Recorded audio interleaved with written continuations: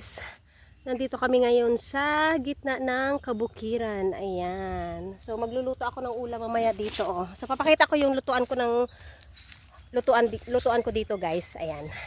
Ito yung lutuan ko. Hinintay ko lang si paring Tony para makapagsimula ako ng lulutuin kong ulam.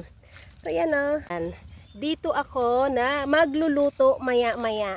Hinintay ko lang si paring Tony para makapag-start na ako kasi nagpabili ako sa kanya ng gulay na pwede kong lutuin dito. Dito kami kakain ng lunch, guys. Ayan. Hinukayan nila.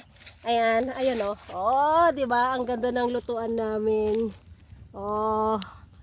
Oh, 'di ba? Yan 'yan. Galing. Oh. Yan na, galing, ah. Yung lutuan dito sa bukid. Ito yung mga kahoy ko na inano.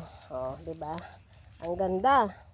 So yung aking alagad, ayan. So nandito kami ngayon sa kabukiran. Ayan. So mamimitas kami ng munggo. Yung mungguhan namin nandoon pa sa kabila. Ayan. Ayun yung bag ko.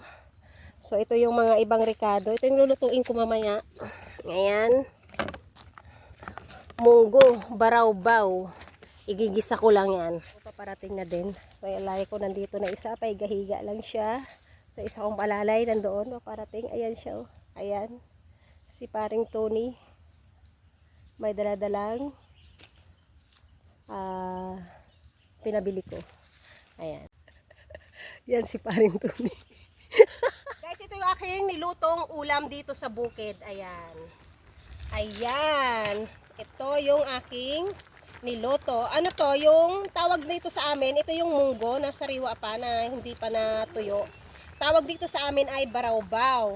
Tapos ito talong, yan. Ginisa ko sa kamatis at saka sa hakata. Ayan. So, yan yung aming ulam dito sa bukid.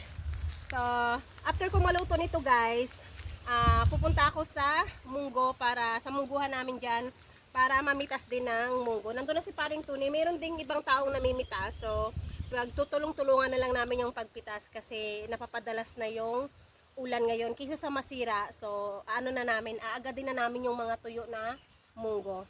So, hanggang dyan na lang, guys. Thank you for watching. Please like, share, and subscribe to my channel, Wonderwina Vlogs. Thank you for watching, guys.